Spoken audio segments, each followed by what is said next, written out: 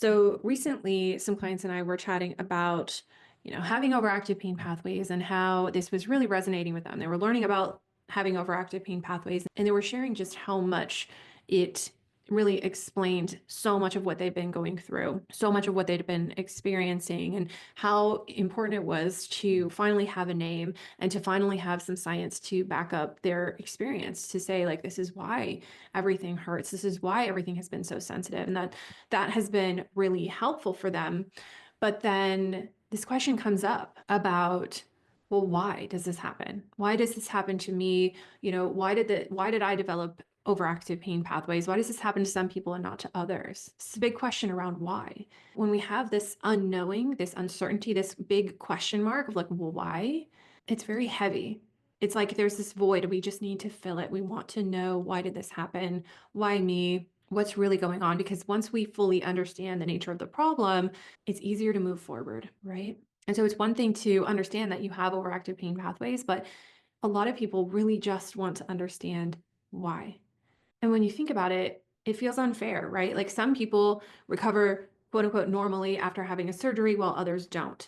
And then there's some people who have pain and ongoing persistent pain when they have no injury at all. So it makes sense to start asking why. Why does this happen? And are some people more prone to developing overactive pain pathways and chronic pain than others? That uncertainty and unknowing is probably the hardest thing. And so that's why I wanted to record this episode and just to talk about some of the reasons why some people develop chronic pain more than, or are more prone to developing chronic pain than others. Because yes, some people are more prone to pain than others. So I really want to get into this, but to really understand why that is and why some people develop chronic pain, we first have to understand the pain system itself, right? So the pain system's purpose is protection and survival. Its number one job is to protect you and keep you alive and keep your body intact in one piece. And it's also important to understand that this pain system, it's not a static system, okay? It's always learning.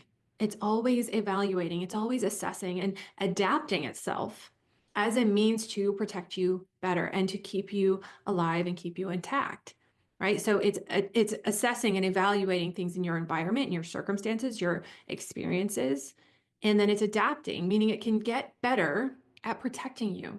It can become more reactive based on whatever it is that you're exposed to.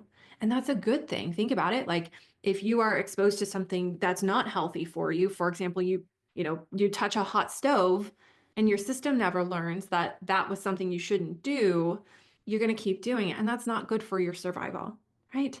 So the pain system itself can adapt in response to certain variables, right? And so the pain system, it adapts and makes these changes to itself over time. And those changes can be cumulative, okay? So it's often not just one event that sort of tips the scale. It's what's been building up over time. And also pain reactivity, the degree of pain reactivity or the degree that you can have overactive pain pathways or how overactive those pain pathways are, it exists on a spectrum. Okay, so on one end of that spectrum, things can be really calm and quiet and just kind of chugging along, while on the other end, the pain system becomes this like hyper vigilant, overprotective, extremely reactive, and extremely overly sensitive system on high alert, right? So it's a spectrum. And so why is it that some people move toward that overactive end of the spectrum? Well, let's just imagine, for example, that every person kind of starts out on this sort of same imaginary starting line. And certain factors that you encounter, certain variables are going to move you forwards on that spectrum. Okay. So some people are going to be born with a little bit of a head start. So there are certain genetic predispositions that can definitely set you up to be for your pain system to be more reactive. So genetics play a role. So we do know that some people, for example, have a lower ability to inhibit pain naturally. So we do have these built-in systems that inhibit pain. And some people just naturally just don't have as robust of a system when it comes to that. right? And so then, think about also like there's this whole category of epigenetics. They think about like maternal health. So if you were, in your mother's womb and the environment there wasn't so stable, she was encountering a lot of stress. Maybe there were certain toxins involved. So your little body was already learning that it needed to learn and adapt to protect itself better, right? So those factors can definitely play a role. Being female also plays a role. We know that a higher percentage of females have chronic pain than do males. We know that testosterone, the hormone, is protective against pain, and females naturally have lower testosterone. So that definitely plays a role if you're female gender. It just pushes you one step forward on that spectrum. And we also know that, and I don't know if this is technically falls under the genetic category or not, but we do know that having ADD, ADHD, and or autism does also predispose somebody to developing chronic pain. Then there are certain just genetic conditions, things like EDS, there's the MTHFR mutation. So those types of things definitely do play a role. So your genetics plays a role, right? And so you're kind of born at a certain point on this spectrum. But then as you go on through life, you continue to accumulate risk factors, so to speak. And so I'm going to run through these in no particular order as best I can, just to share these with you. But what I want you to take note of as you're listening, just notice if you can see a theme with all of these things as you listen along. Okay. So the first thing, and the first most obvious predisposing factor for developing chronic pain, is having physical injuries. It's kind of obvious. If you have a physical injury, you're going to be more likely to develop chronic pain. But we do know that the more severe and the more traumatic that injury, the stronger the likelihood of developing overactive pain pathways becomes. So that may seem pretty obvious. And along those same lines, we also know that having, surgeries, big surgery, the bigger the surgery, the more traumatic the surgery, the longer the surgery, all of that kind of thing absolutely plays a role. We do know that longer periods of immobilization, so if you're in a cast or brace for longer periods of time, that is a predisposing factor that can definitely tell your nerves that they need to be more protective and sensitive, especially if it's a tight-fitting cast or tight-fitting brace. I've also seen that folks who've had nerve blocks, whether there was nerve injury or not, the nerve block, in my experience, from my observation, can definitely, it does seem to be playing a role in predisposing folks to developing these overactive pain pathways, right? So aside from just the physical injuries and the physical treatments, then there's the medical trauma. So medical trauma, things like when doctors neglect or the doctor's dismissiveness, where doctors come back and say, hey, your tests are negative, and, yay, great news, and then send you on your way without any explanation. The conflicting advice, the vague explanations that doctors give you, the conflicting explanations that doctors and different providers and different therapists will give you, denying medical treatments, denying further testing and further investigation, all of those types of things can definitely lead to this feeling of like, I need to protect myself more. Like your pain system thinks I need to protect you more because the people that we trust to provide us with the right care and keep our bodies safe and intact and survive, those people are not doing their jobs to protect us. So I need to do a better job. So your pain system can ramp itself up as a means to protect you and keep you alive and intact, right? And all of that, not even to mention, unnecessary procedures, failed procedures, medical injuries, things like that, absolutely can be a huge predisposing factor for developing overactive pain pathways. That being said, of course, as well, along the same lines, having a lower socioeconomic status can definitely be another variable. So having poor access to care, living in an area where you don't have access to care, you don't have the finances to access care, which can lead to delayed care or inconsistent support, right? Then there are certain environmental factors.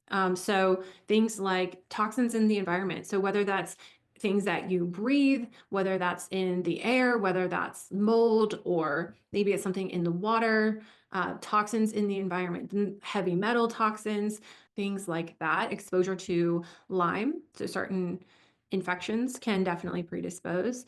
And then also these larger health events or life-threatening events. So the more stressful or traumatic or life-threatening it is, the bigger predisposing factor it is. So things like having cancer, having large, huge infections, things like sepsis, big, scary diagnoses like osteoporosis, for example, being in a big, scary car accident or being in several car accidents, for example, and then just having other health issues or other chronic health issues like IBS, for example. And then, of course, along those same lines, having viral infections can definitely predispose. So if you think about it, again, your body, your system is saying, oh my goodness, we're not safe. We're being threatened by this XYZ virus or whatever the health condition is. It says to you, okay, well, I better get better at protecting you because we're not safe. So I've definitely had lots of clients who've had viral infections sort of be either the thing that either brought on their symptoms initially or made their symptoms worse, right? Same thing with vaccines.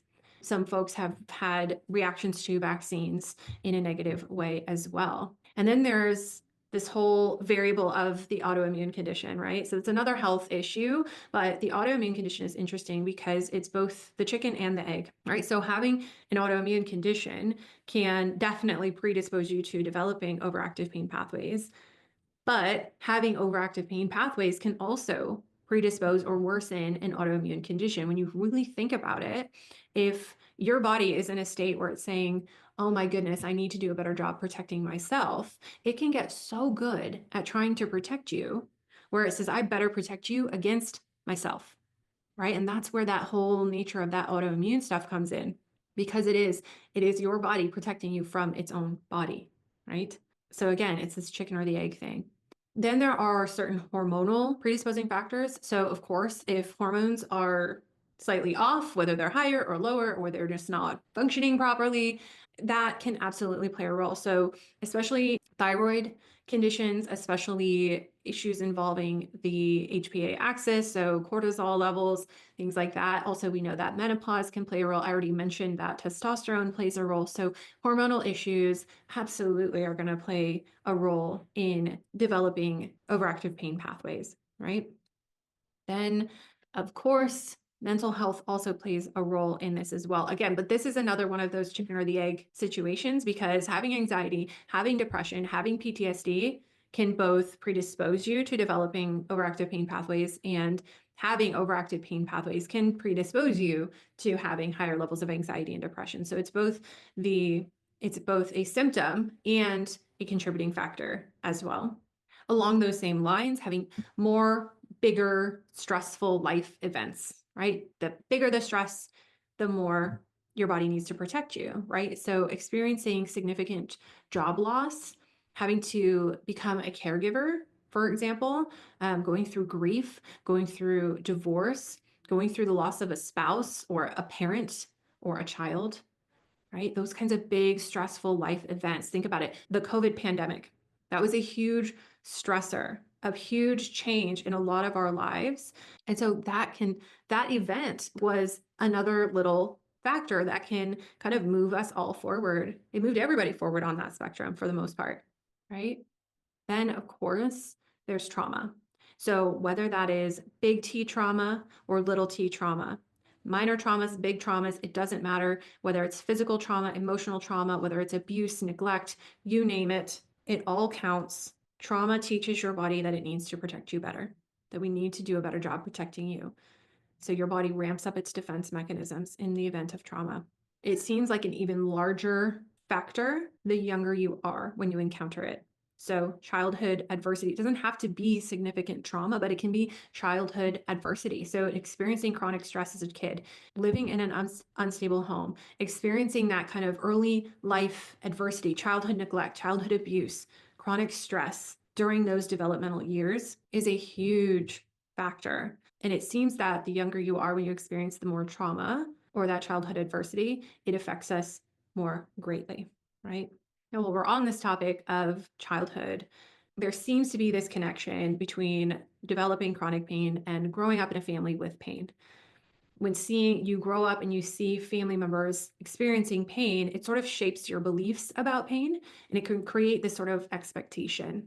For example, if your mother had fibromyalgia and you grew up seeing her in pain, sitting on the couch, not being able to get around as well, it can create this expectation of that is that is my future, right? If your dad had a bad back or your grandfather had a bad back, you come from a long line of bad backs, that's in your mind. Now your brain is thinking, okay, I need to protect you because we're going to probably have a bad back. That's just the state of which we're in.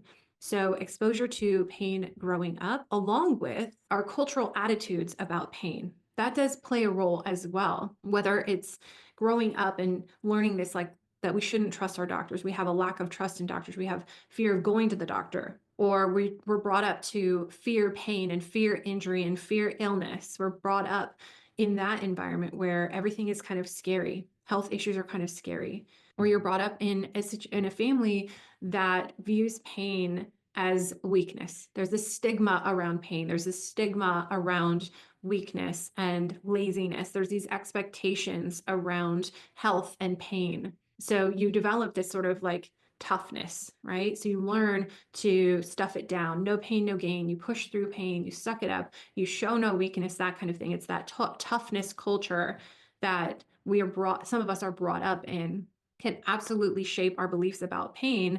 And it's one of those things that's acting below the surface. We don't even know that it's acting on our pain systems, but it is. And then, of course, along those same lines are our beliefs about pain and how we cope with pain. So, our coping mechanisms. So, are we replaying and amplifying our pain in our own mind? Are we ruminating on it? Are we thinking about all of the negative impacts that pain is constantly having? Are we constantly thinking about how we're going to treat the pain, what's going on with the pain? Is it going to get worse? How is this going to affect my job? How is this affecting my relationships? How is it affecting my kids? Like we're just constantly spiraling. Do we cope with pain by withdrawing and isolating and immobilizing and resting, over resting? Or do we cope with pain by pushing through it and overdoing it and putting on the mask and just sucking it up and going for it anyway? Right? So our coping mechanisms, our beliefs about pain, how we act and react to pain absolutely can also shape the degree of sensitivity in our pain system on that spectrum. So those are some of the predisposing factors that essentially take your pain system from that starting line and move you forward on that spectrum and create more sensitivity over time. And it's interesting because oftentimes when I speak to women about their pain and we kind of get into a little bit more about their history, we can start to uncover some of these puzzle pieces, these little pieces of the puzzle, and the story starts to make sense as to why this is happening. And when you can really see the bigger picture, you can see that these things aren't random. Like these are patterns that I see again and again. And when we start to really dig into the history, the puzzle pieces do come together. A lot of these things might have seemed completely unrelated or just completely, you just don't even notice that it's going on. But then suddenly when it's brought into light, it starts to make more sense. And I also, like I said, it's not just one thing. It's just oftentimes not one predisposing factor. Sometimes there is that situation where, yes, there was an obvious straw that broke the camel's back, so to speak, where it pushed things over the edge. But when so many of my clients ask me, they're going through this process, they're trying to understand everything and they're grieving, and then they begin to start healing. But in that process, there's this moment where they just want to understand why. Why did this happen? And we can try to look back at all of these predisposing factors, right? And we can try to pinpoint one or two or more of them. And for some people, it's more obvious than it is for others. For others, it's less obvious. Usually there's at least one or two of these factors present, the obvious ones and the less obvious ones that are seemingly unrelated. But there are times where we can't pinpoint a singular reason.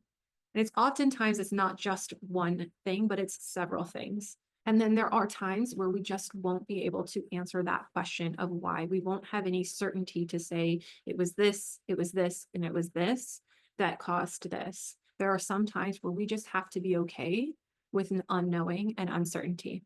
And that can be so hard. But the unknowing and the uncertainty doesn't have to prevent you from moving forward.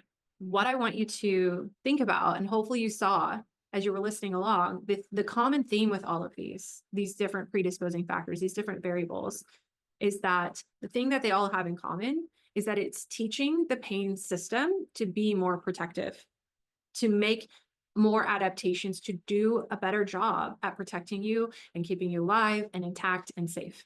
right? That pain system is making changes and adaptations to increase its ability to protect you. And at some point on that spectrum, wherever that is for you, it crosses over from being an adaptive, helpful change to a maladaptive change, where these adaptations cross the line from being helpful to your survival to being harmful and creating symptoms when they shouldn't necessarily be there. So pain that is ongoing doesn't necessarily mean that something is injured, something is broken, irritated, inflamed, or something hasn't healed properly. That may be true. But also at the same time, it may be that the system itself, the pain system, the body, is trying so hard to protect you. Now, one thing that I want to mention that holds a lot of people up is that when people hear this list, when people hear these predisposing variables, they start to think that, okay, so if this caused it, then we need to treat that thing. So, for example, if trauma was what caused this, then we need to treat the trauma in order to fix the pain. Well, saying that is the same as saying, well, smoking causes cancer, so quitting smoking will treat the cancer. Quitting smoking is good for you, but it's not going to treat the existing cancer, right? Treating trauma is good for you, but it isn't necessarily going to treat the existing overactive pain pathways, right? Trauma can predispose you to developing overactive pain pathways and to developing chronic pain, but treating trauma alone doesn't reverse overactive pain pathways. And I'm not saying all of this to scare you or make you feel sad and defeated as if there's nothing that you can do, because of course there are things that you can do. There are certain things that do tell your pain system to become more protective, moving you forward on that spectrum, further away from that starting line. But what you need to know is that you can also take steps backwards, right? You can take those steps forward with those factors that you encounter, but you can also make deliberate steps backwards, right? This isn't a board game where your piece only moves in one direction. We can deliberately work to shift things back down, to reduce nerve sensitivity, to repair those overactive pain pathways, and to coax things back to a more normal state using specific strategies and skills, which is exactly what I teach my clients in my program. That's what I do with my clients inside the chronic pain breakup method, right? It's not about silencing pain or ignoring pain or just telling your body you're safe. It's about teaching the pain system to be less protective, to shift those pathways out of being in that hyperprotective state and back into a more normal state, to take those steps back on that spectrum and to teach it that it doesn't have to be on this high alerts all the time. And so we do that using very specific evidence-based strategies organized in a proven step-by-step system to do just that. So it may not be a cure, right? There may not be a cure to get you all the way back to that starting point. We may not be able to drive it all the way back down to zero. That's the reality. But the truth is we can take steps back to make it better because this whole system is adaptable. Like I said, it's constantly learning, it's constantly adapting. So we can influence that. That's the good news. So if hearing this today kind of is giving you some light bulb moments, or maybe you're starting to see your pain through a new lens, what I want you to know, again, it is not your fault. You didn't create this, but you can change it. And if you're curious about what those strategies look like, what that system looks like, what that framework looks like in order to repair those overactive pain pathways, and if you're wondering if your pain could be related to overactive pain pathways and how to fix that, then book a call with me. All it is a simple conversation so we can have a conversation about what's going on with you and how you can help yourself get better. I do hope that you found this episode helpful. Thank you for listening, and I'll see you next time.